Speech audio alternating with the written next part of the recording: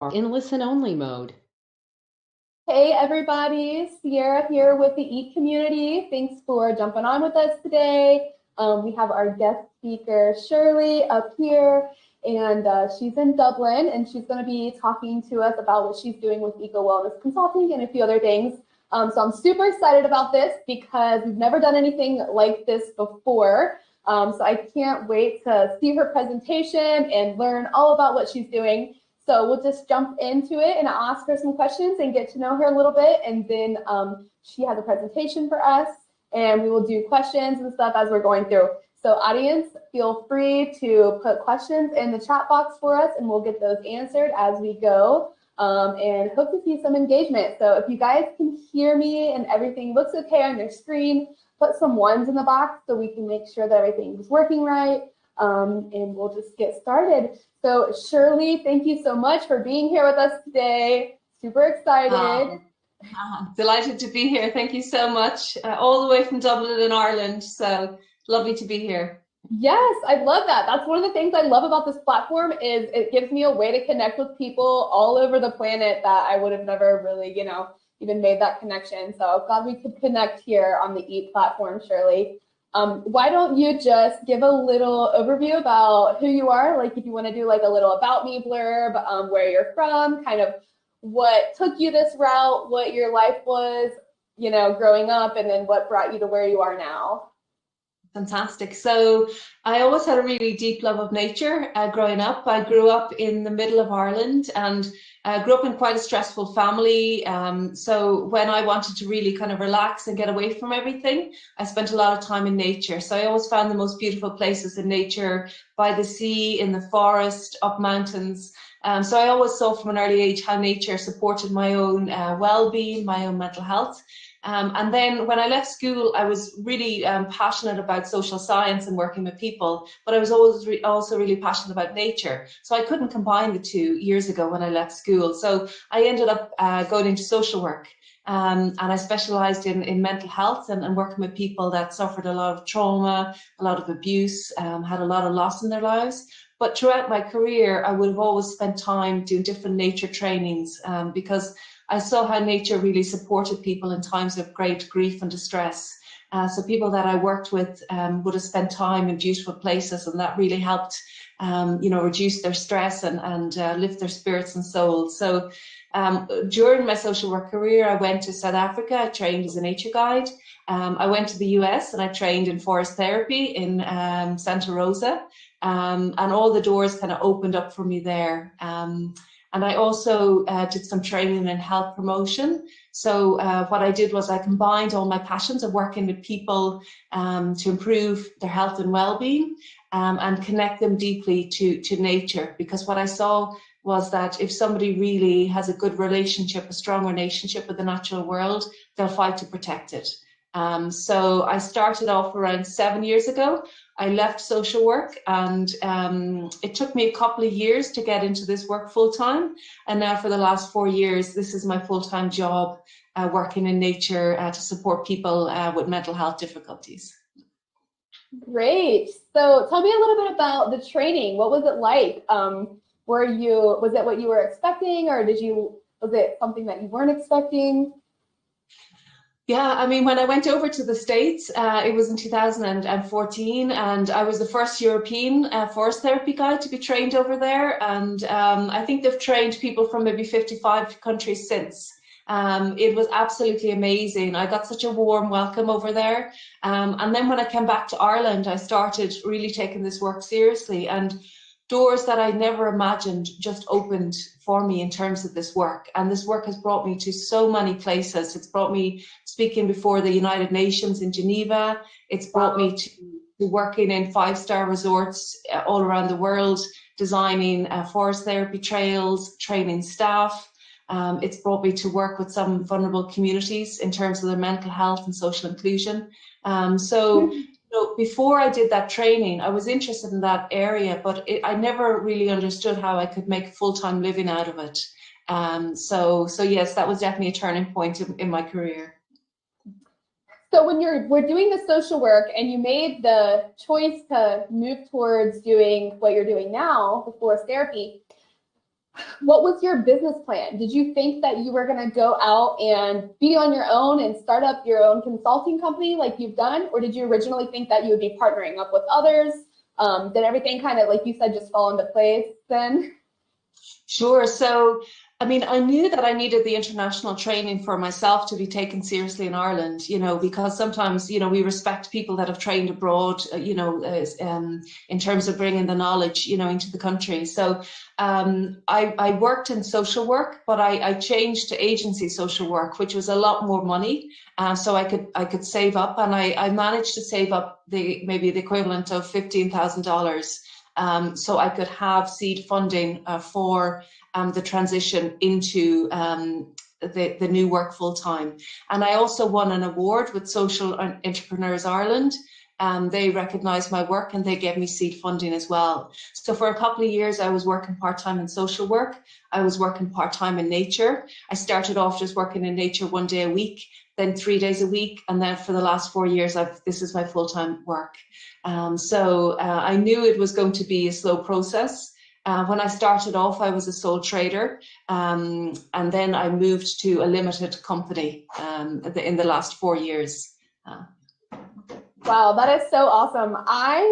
It could be a geographical constraint, but I had never heard of the work that you're doing until I came across you. So I am just so intrigued, and I love the movement. I'm someone who feels similarly to you, like if I'm feeling stressed out or anxious, like I want to be somewhere in the woods or at a beautiful lake shore or somewhere where I really feel like I could just connect with the earth and wind down and kind of like get back to my roots and kind of collect my thoughts. So when I found out about this, I was like, oh my gosh, this is the coolest thing ever.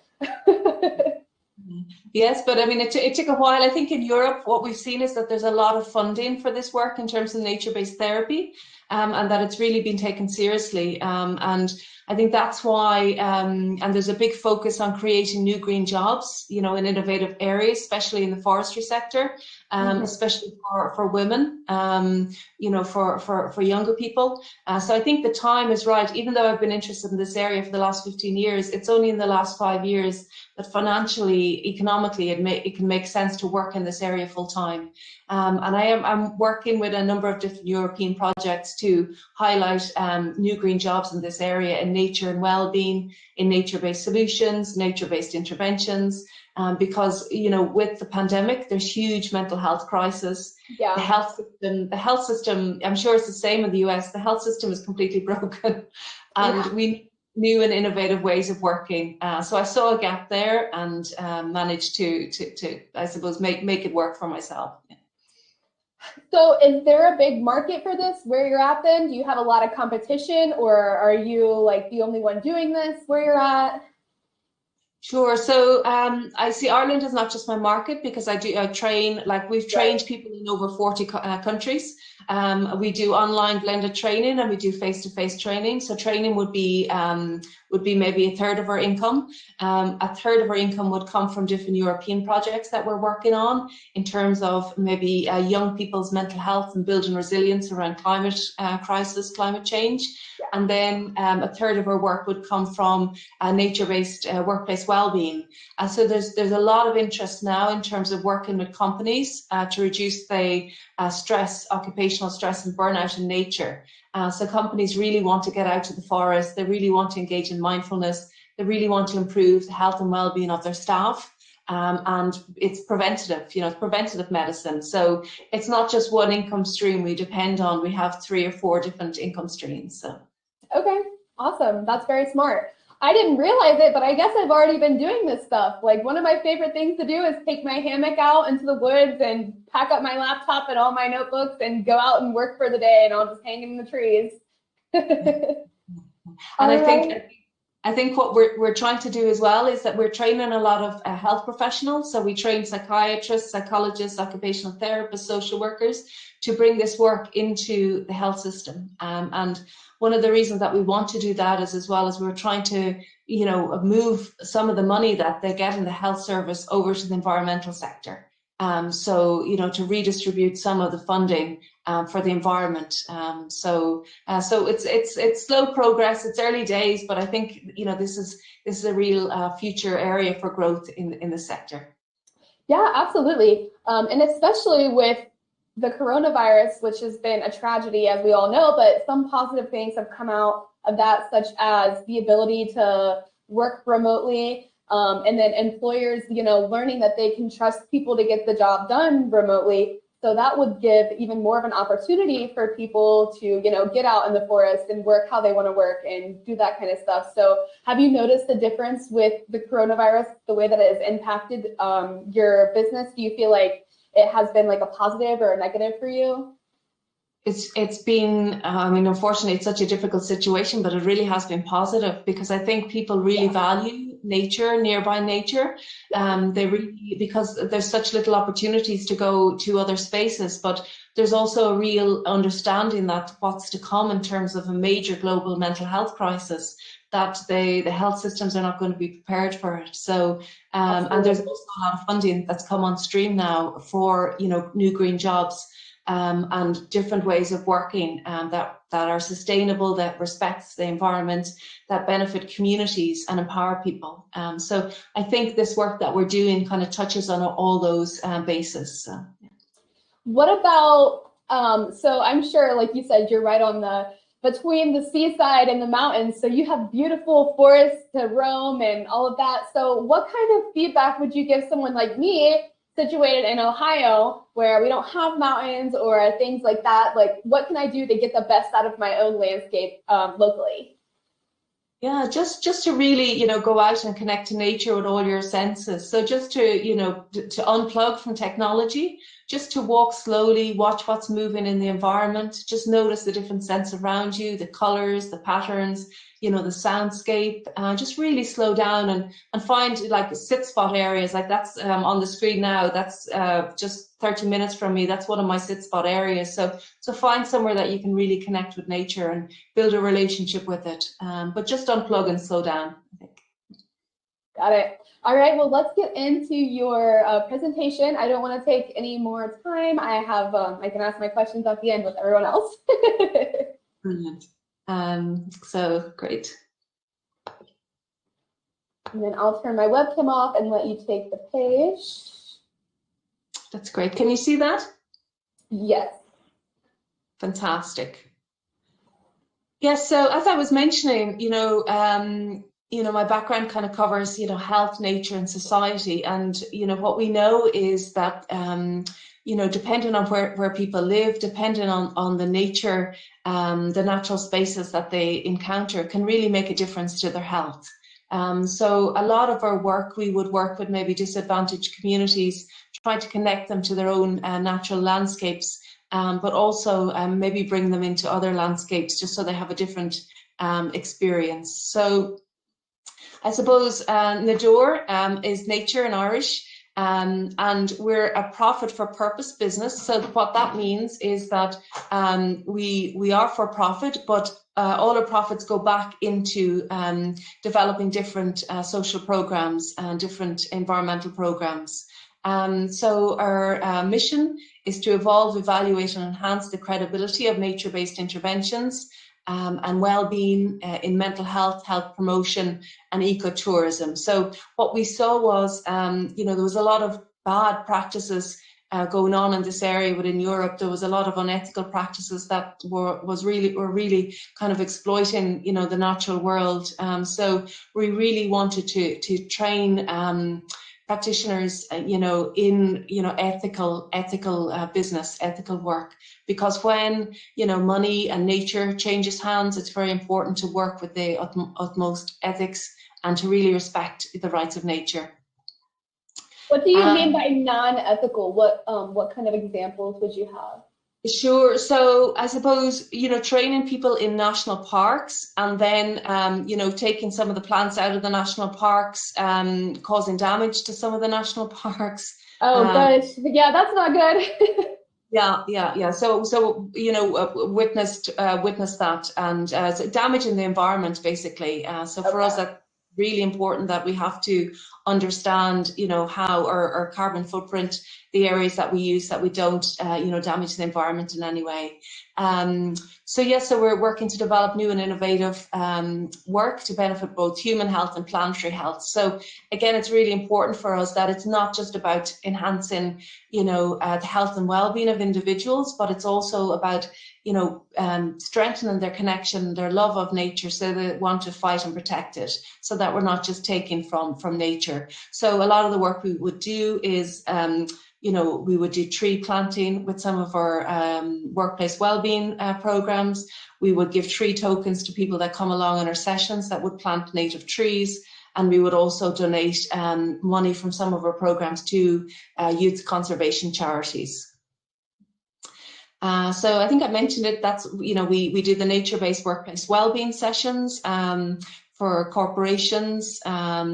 We've got a lot of interest from the insurance sector, but also from the health sector and from the arts sector, just looking to work in a different way with their employees, to bring them outside and to engage in expressive arts and nature.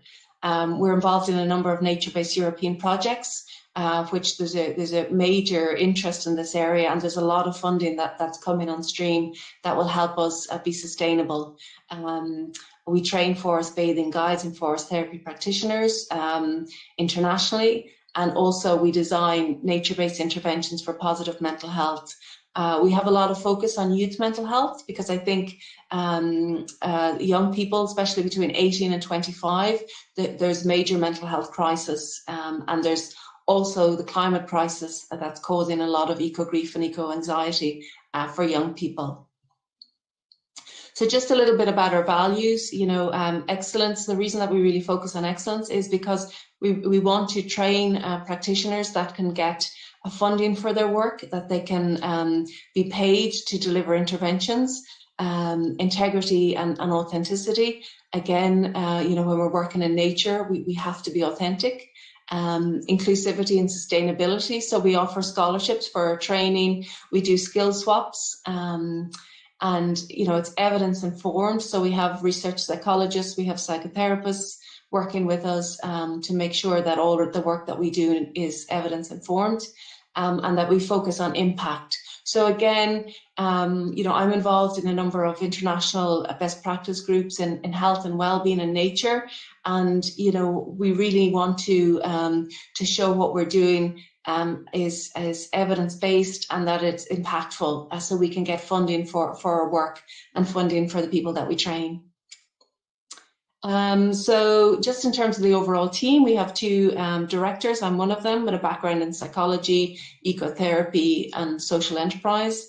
I'm the full-time staff member. We have 4 part-time staff, and we have 6 trainers from 5 countries, and we have 8 mentors from 6 countries. But we also have a large team of advisors from forestry, from learning and development, business and leadership, conscious leadership, that help and support our work. So in terms of the work that we do, we really saw the need for the nature-based interventions. As I said earlier, there's a real need for innovation, within the health system. There's huge amounts of money being spent on health, and our health is getting worse each year. And also what we're seeing with COVID-19 is that the health inequalities between communities and between countries, the inequalities are really growing. The poor are getting sicker, the rich are getting richer, and there's a huge gap there. And there's also a major interest in green prescriptions or social prescribing. And what that is that doctors prescribe time in nature, they prescribe nature-based interventions for their patients. And we've seen an increase in funding for nature-based therapies within Europe, and I'll just mention a little bit more about that, because hopefully you will begin to see some of that funding in the US. So just from the international perspective, I'm part of the IUCN, which is the International Union Conservation Specialist Group, and we are working on Nature's Good Medicine paper. And what that is, it's basically, it's for all the parks, the national parks, all the, nature reserves, all the health sector, to try and integrate nature, into the health system, to try and work with environmental groups to use some of their nature reserves as almost like health clinics. So the Nature is Good Medicine. Basically, the hope is to integrate nature-based solutions into preventative treatment and recovery programs and existing and emerging health practices. And also to develop new models of funding and investment partnerships for innovative nature-based health practices. So we have partnered up with Mind, which is one of the major mental health charities in the UK, to develop our programs. And we've also trained for the likes of the Scottish Government. We partnered with them to offer training to people in Scotland. So I think partnerships are really a way forward as well, in terms of strengthening your ability to make money and strengthening practices. So this is one of the major funding bodies in Europe. It's called Horizon Europe funding. And this is just an example of some of the funding, that's available. So at the moment, we're working on a proposal. There's 19 million euro in funding for 3 projects.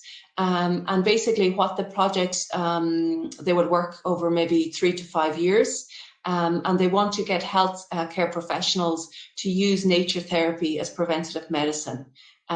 So they really want to I suppose, have nature therapy as a mainstream intervention in the health sector, and to strengthen the evidence base as well.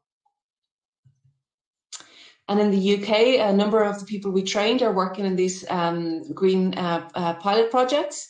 So there was £4.27 million for projects to take people out in nature, to engage in mindfulness practices, to engage in green exercise, and to really focus on the communities that are hardest hit as a result of COVID-19.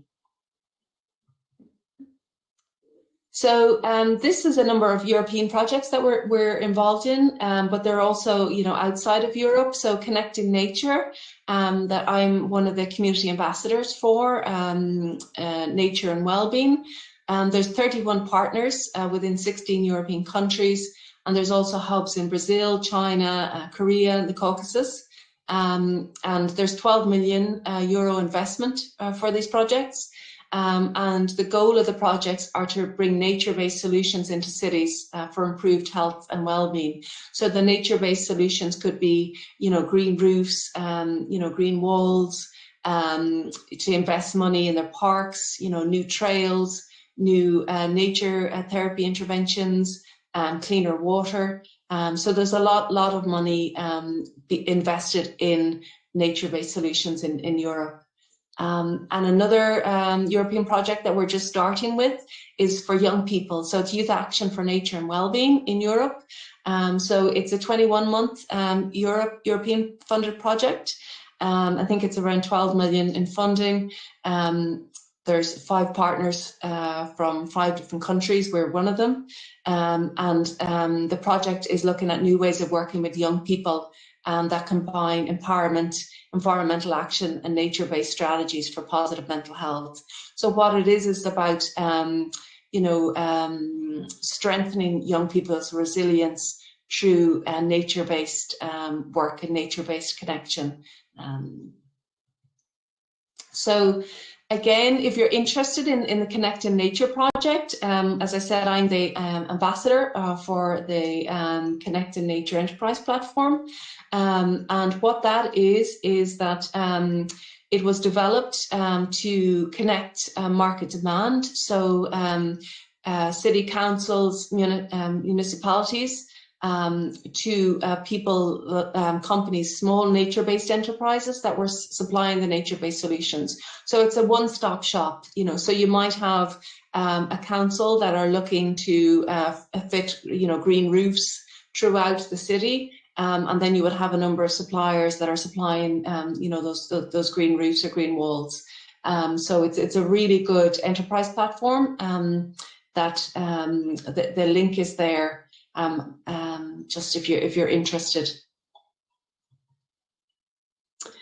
And again, I mentioned, nature-based solutions because I know a lot of you are involved in different eco entrepreneurial projects, in agriculture, in maybe forestry, ecology. So you're probably aware of, the term nature-based solution. So basically what nature-based solutions are solutions that are inspired and supported by nature, which are cost-effective. And they provide environmental, social and economic benefits that help build resilience. So that's the European Commission's definition of it. So, it's an area of rapid job creation.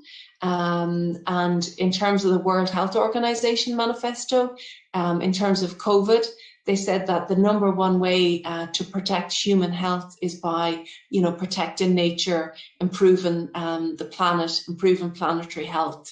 So again, in terms of this area, there's a huge growth industry in terms of nature-based solutions for sustainability and to protect people and the planet. So I'll just say a little bit about, the area. I suppose, forest therapy is a nature-based solution. It's under the umbrella of nature and well-being. And I'll just say a little bit about it. So so I trained, in 2014 in the US. I was actually experiencing burnout. I was working in a hospital. I was working as the medical social work in cancer care, in palliative care. So I was dealing with a lot of deaths all the time. I was talking to families that had their loved one had cancer diagnosis. Young people had passed away. So it was a very difficult area, and the medical system was very difficult for me to work in because it can be a difficult area.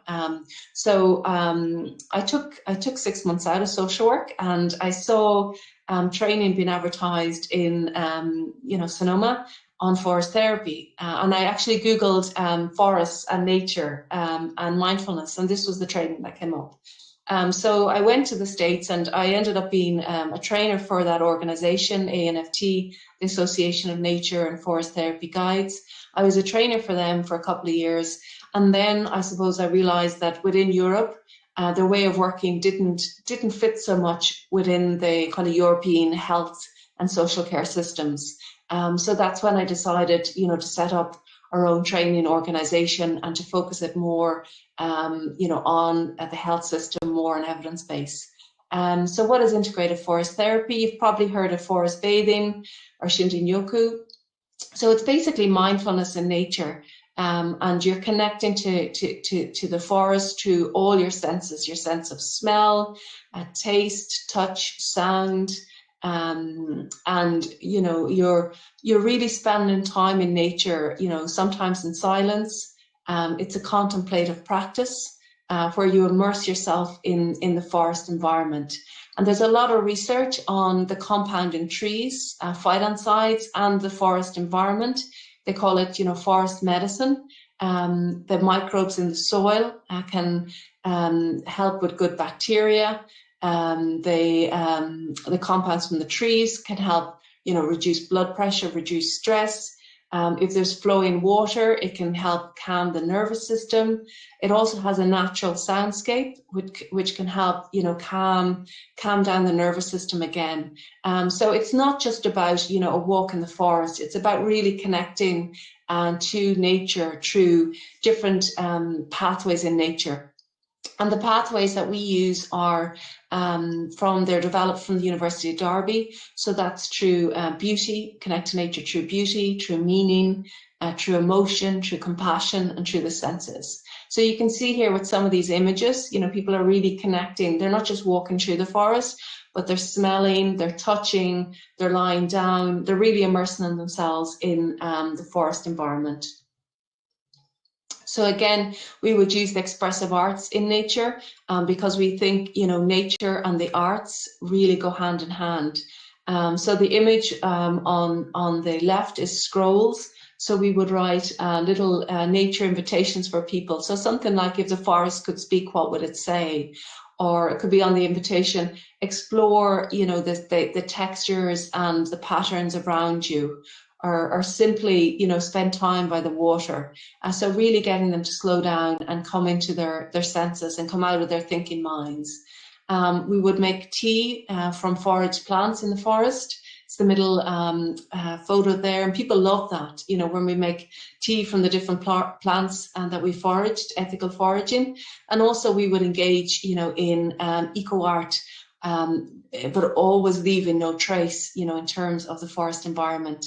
That people would maybe express their feelings through art. And also it's very social in terms of integrated forest therapy. So there's a number of, you know, talking circles where people are asked to talk about what they're experiencing, to reflect on their experience, and that really helps bond people in terms of the social group. And what is an integrated forest therapy practitioner? So again, I suppose it's somebody that works with different groups of people that might have different physical or mental health conditions. So it could be somebody with chronic pain, so it could be somebody with a cancer diagnosis, could be somebody experiencing a mental health difficulty, it could be somebody experiencing a lot of isolation, and they work with them in nature for maybe 6 or 12 sessions. So we design a number of interventions depending on the group that they're working with. So they would visit different natural spaces over maybe 6 or 12 weeks. We would give them some nature-based homework to do during the week, and they would come together for 2 or 3 hours a week and engage in these mindful and sensory practices. So this is an inpatient unit that I worked with for people with chronic mental health difficulties, and I introduced forest therapy for mental health recovery there. And you can see we're just bringing out patients, just touching the different textures, just smelling the different plants, just working with the water. So it's all very calm, and it really helps improve their recovery. And in terms of the groups that we have trained, this is usually groups that people or practitioners would work with, you know, children and families, and mentioned people with disabilities. Occupational stress and burnout is a big area. It's a huge area, maybe caregiver stress, domestic violence. So we've trained people from all over the world, you know, war veterans, people with addictions, dementia, to work in the forest in a mindful way. And again, in terms of NADUR, this is some work we've been doing. So we, as I said, I presented to the United Nations in Geneva a couple of years ago on forest therapy as a new green job, especially for females in developing countries, because they're interested to see how, you know, other uses for forests apart from just cutting down timber.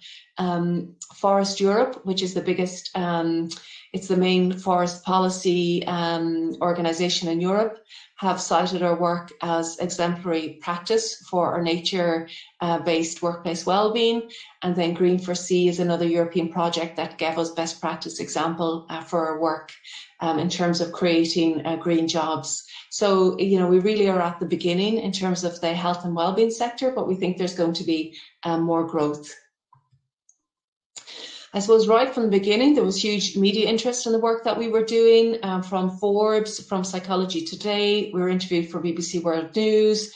Cara Aer Lingus, our national airline, did a couple of page spread on us, the Sunday Business Post, television. So there's been a real interest right from the beginning that I wasn't expecting, that wanted to promote the work and that was really interested in the work that we were doing. So that really helped, you know, promote the business.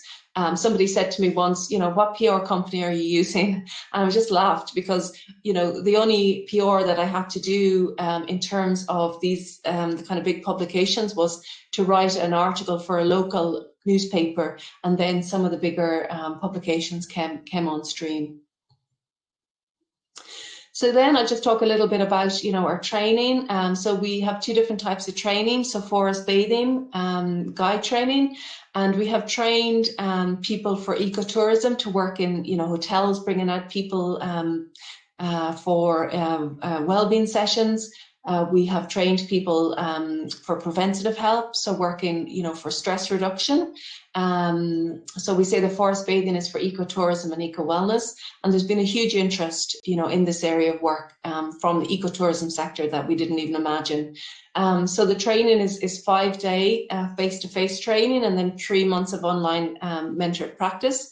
or there's also an online option you can do, which is 2 weeks online lectures, and then 3 months of mentored practice.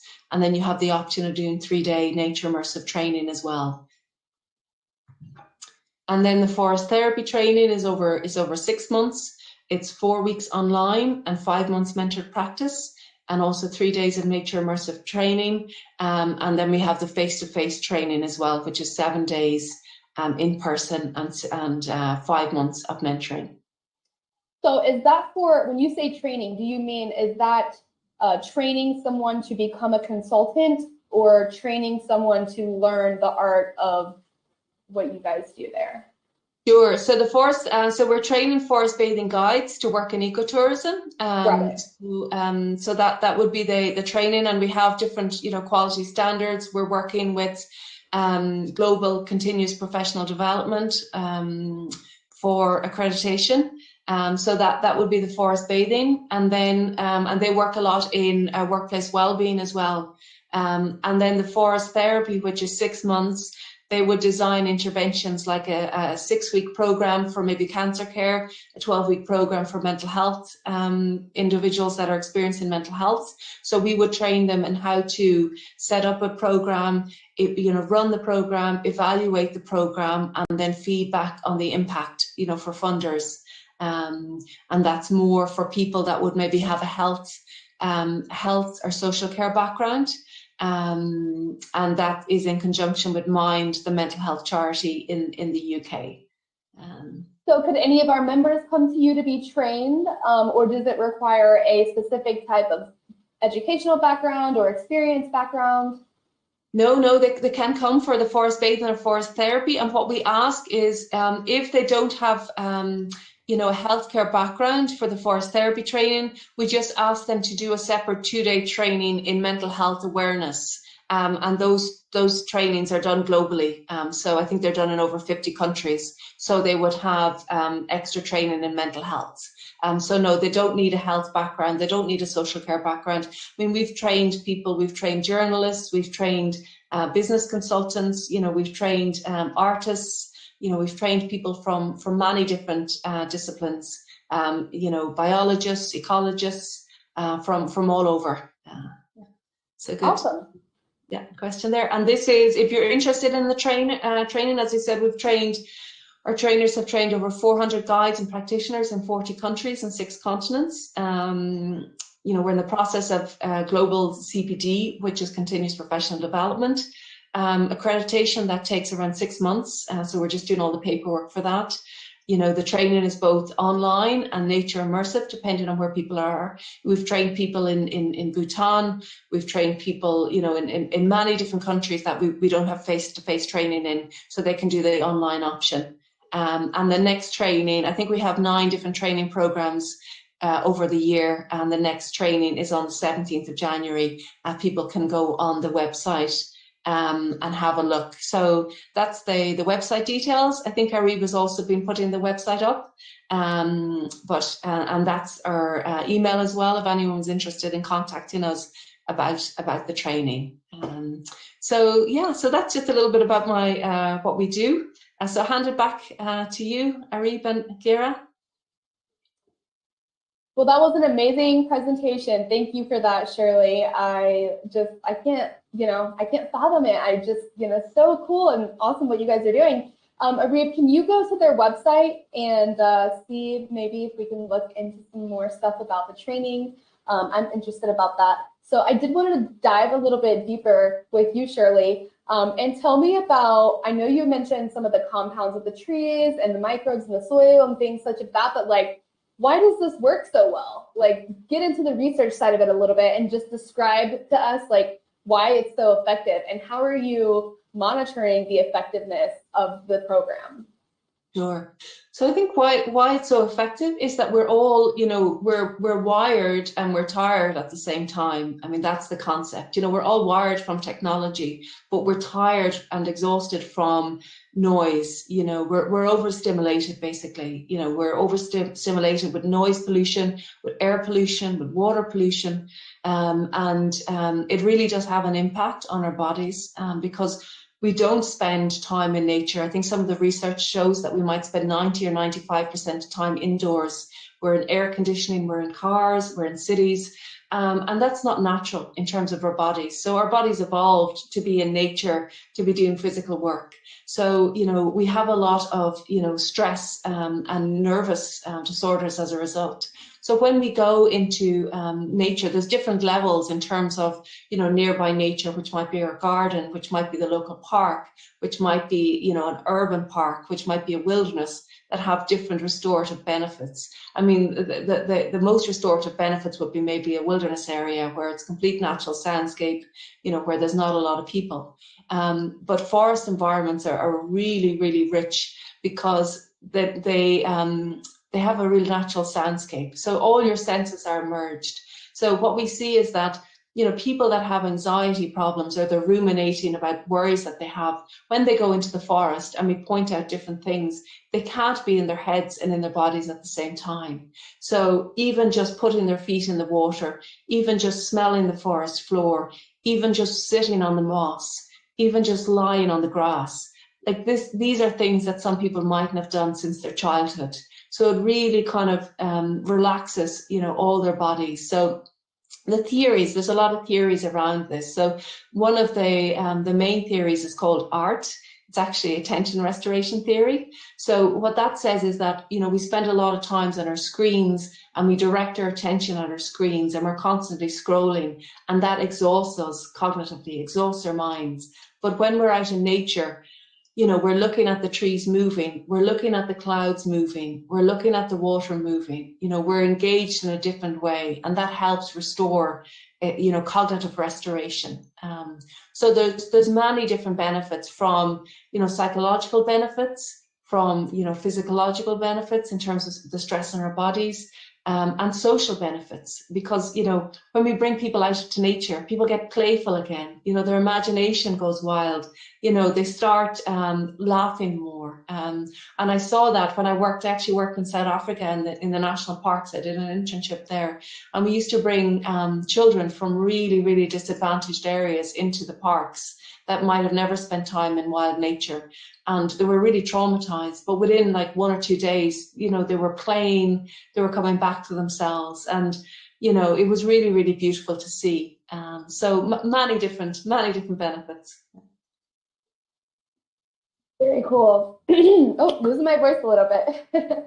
One of the things that you mentioned in your presentation that I wanted to ask about was, you had mentioned that people in my age group, the younger people, are having issues with anxiety, with the climate change and eco-anxiety and things like that.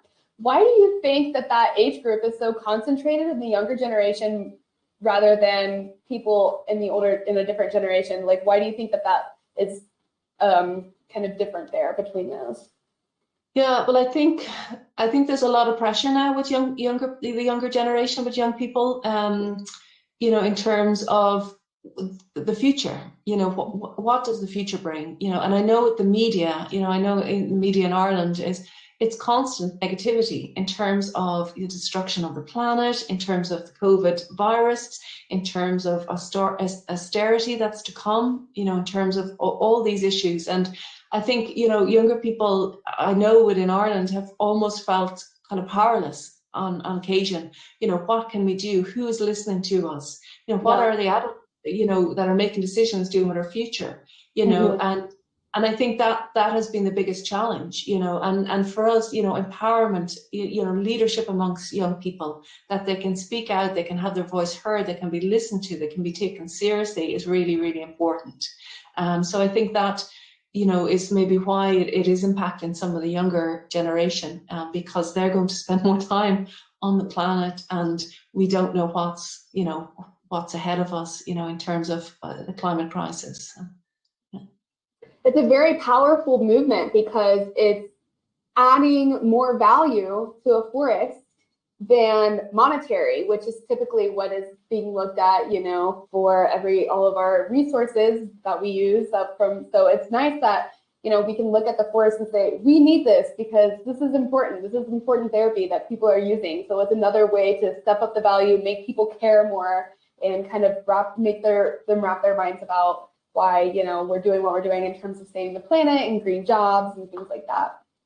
Yeah, and I think also development. I mean, you know, in terms of, you know, we're losing so many natural spaces to development. And the other thing that's happening that people aren't even aware of is their natural soundscape. You know, I mean, if you think about where you can go to actually get silence or to get natural soundscape, that's not, you know, and now in terms of light pollution, I mean, I laughed because I saw there's you know, war going on in space now, you know, with Elon Musk in terms of his satellites. And I thought, where is it going to end? Where is it going to end? You know, and I think, you know, the night sky, the stars, we're losing some of that to light pollution.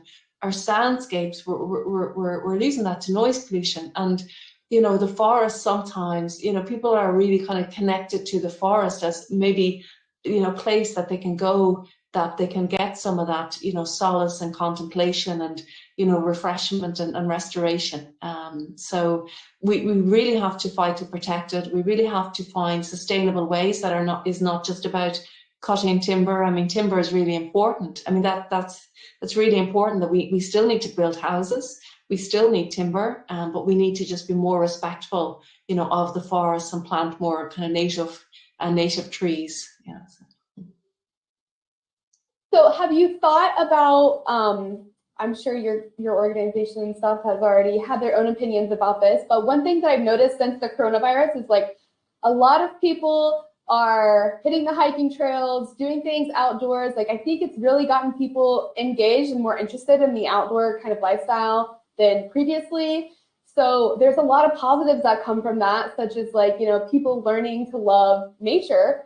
But there's also some negative downfalls to that too, is like people not following the leave no trace rule and stuff such as that. So how are you guys going to combat the negative aspects of that, like without, you know, national parks being overran and national like resources and things like that becoming destroyed from a popularity as this grows in the next few years?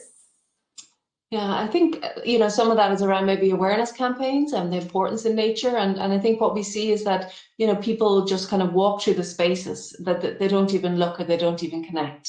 So I think it's about, if they really understand the true value of nature to their health and well-being, they might respect it a little bit more, or if they understand, if they have maybe different experiences that they can really kind of connect with it, it might improve it. But I mean, it is great to see people using more spaces. I think for us, our concern is more around inequality of access, and that, you know, some of the poorer communities, some of the communities, minority communities, don't feel safe in different spaces, you know. So and also, you know, we're very conscious. I mean, that's why we talk about ethics, is that we don't want, like there is a line in the wellness industry that sometimes can end up discriminating against some people that can't afford, you know, certain things. So we never want to see nature as a luxury, and that's, you know, our concern is that, you know, I know certainly in Ireland, the richer communities have better quality green space, and we really saw that during the lockdown, that some people living in apartments, they had no access to gardens, they had no access to parks, and it compounded the inequality. So I think there needs to be you know, a bigger debate, you know, around obviously people respecting the environment, but also making sure that some of the poorer communities have access to you know, better quality green spaces as well. Absolutely. So let me check. I just want to give a reminder to our attendees. We have a few minutes left here, guys. So if you have any questions that you're dying to get answered by Shirley, put them in now before we run out of time. And then I'll just continue on. Mark or Reed, do you guys have anything before I continue on with my questions? I do have one thing. I was going through the whole presentation, listened to it, and I was going through the website. My question is, let's suppose that I'm some person from a third world country and he wants to get certified in this thing. Let's see if I just take an online course and online training and I get that. So the certification is recognizable for me in a way that if I take it and I go somewhere for a job, for green jobs, will it be recognized, and will it be helpful for me to start something like this in my own country? Because we have rich natural landscape here, which is untouched, to be honest. and a lot of people like are trying to get their hands on it in a way that new trainings are happening, new vacation spots are being built, stuff like that, but nothing something like this. And the risk of of this happening is that, again, pollution, basically, more people, more popularity, and more pollution for us. So it will be helpful for me, someone like me. Sure. So Ari, just to say, there's no, because this is such a new area, there's no international accreditation standards yet in terms of certification in different countries. That's why, in terms of NADUR, we were, presented to the United Nations. We're part of Forest Europe. We're involved at an international level in terms of being on different specialist committees. We have psychologists involved. We have a range of different professionals to really build the credibility. So there's no international accepted standards yet for this area. We're all working on trying to get there, but it's going to take a number of years. So in terms of, there might be, I would say, maybe 4 or 5 different international training organizations doing something like we're doing. But you have to look and see, in terms of their ethics, you have to see who they're connected with, and you have to have a look at their standards. So, as I said, we've trained people in 40 countries. A lot of people have got funding, from different organizations, to run various projects. But until there's international standards, it's still a new and emerging area. So I don't know if that answers your question. That answers it. Thank you so much. What were some of the challenges that you faced and overcome when you were building this organization? Sure. So I think the first thing was around the health sector, getting the health sector involved for them to understand, that this is a real kind of area that's needed. That was difficult. And also within Ireland, when I started, becoming interested in this work 15 years ago, nobody knew what I was talking about. My family had no idea what I was talking about. It was like Shirley doing that nature work. And then when I told them, where I was going and the work that I was doing, they couldn't believe it, basically, that, it was taken so seriously. And now they say, look, you trust your instincts, look for the gap in the market, build up your skills. So I think at the early days it was lonely because there wasn't a lot of people doing this work. Financially, I had to save up the seed money, to start the company. But once I started, as I said, doors opened that I would never imagine. So what I always did was I always built up. I always worked with a number of consultants. Anytime I work with maybe 3 or 4 different advisors. I have an advisor in New Zealand. I have an advisor in the US, in different areas, to help, kind of plug some of the gaps. This might be a little bit of a controversial topic or subject, but I'm just curious, have you had any blowback from any pharmaceutical companies or anything like that since you started all of this? No, and it's interesting that we had pharmaceutical companies asking for us to take them out on workplace wellbeing sessions because they're interested. But what I have seen in terms of forest bathing is that there is hundreds of products now being sold: forest bathing candles, forest bathing mist, forest bathing everything. Yeah. So I think that's going to happen everywhere, but no, not from pharmaceuticals. But where I would like to see this work going, and it's happening in Germany, is that the health insurance companies would fund forest bathing guides and forest therapy practitioners to work with patients, and that's already happening in Germany. So there's hope yet. So when you were early off and kind of like the first person doing this when you first started, did you just kind of come up with this on your own, or were there people that were influencing you? Can you name like anybody that you might look up to in this area, or people that you've learned from along the way? Sure. So I think Amos Clifford, he is the US main forest therapy guy that trained me, and I think I saw, as I said, they've trained people in around 55 different countries. And, you know, Amos started off small, and, you know, they've trained thousands of guides and practitioners now, you know, internationally. So, you know, I always looked up to them. And I think I was supported by Social Entrepreneurs Ireland. So they really helped me on my journey. So I think, yeah, Social Entrepreneurs Ireland, and also Amos Clifford. What's been maybe one of your favorite projects that you've worked on that you want to just tell us a little bit more about in detail? So I think one of the projects, we trained 15 guides for ecotourism in Ireland recently, and we actually worked in partnership with an entrepreneurs academy. So they got 16 sessions for business development, and then we trained them in forest bathing guides. So that was really a fantastic project to work on. And now RTE, which is the Irish News, or main Irish News channel, they're highlighting the project as one of the best practice examples for you know, jobs in Ireland. So I think that was a really successful project, and they're working all over Ireland now. Amazing.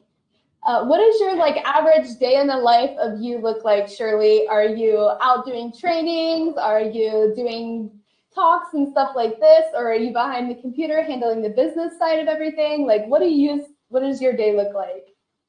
So just for example, this morning, I spent the morning filming for Forest Europe. We're doing a number of videos to promote green jobs. So I was in a number of forests filming you know, the beautiful running water, the bird song, interviewing people that own the forest for the videos.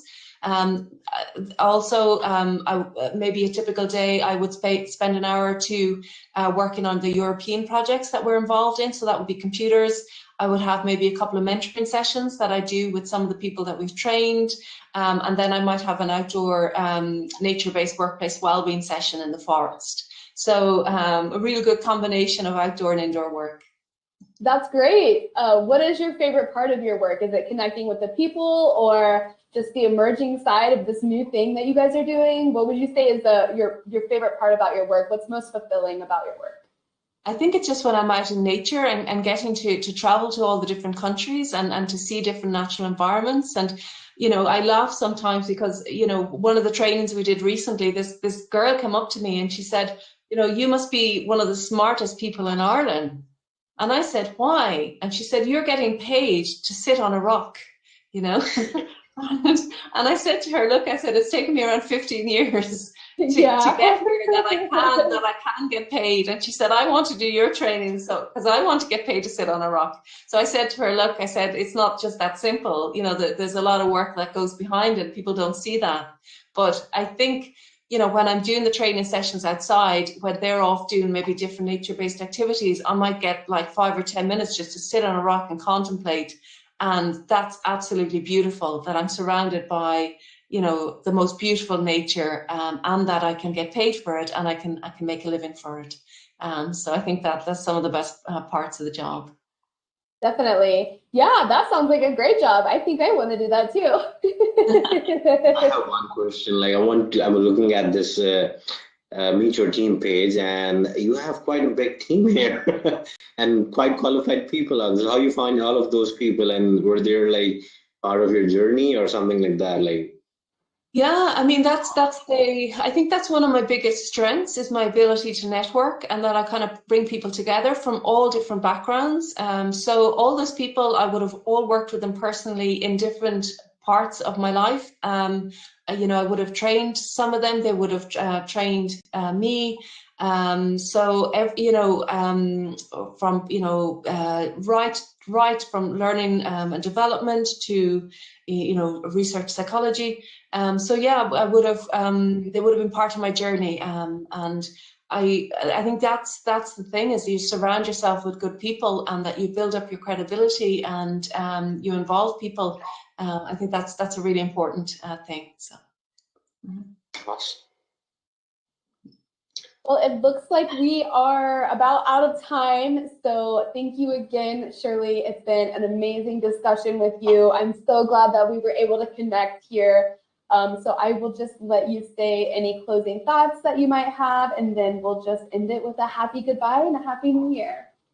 Great. So thanks a million, Ciara, for having me here, and Arib and Wayne and Mark, and really hope that your viewers might have got something of interest. They can always email me at the info@NADURforestTherapy.com if they have any questions, or just check out our website if they're interested in the training. But wish everybody all the best on their journey. And I think, you know, we're all here together, just helping each other out, trying to do our little piece, you know, to improve the health of people and the planet.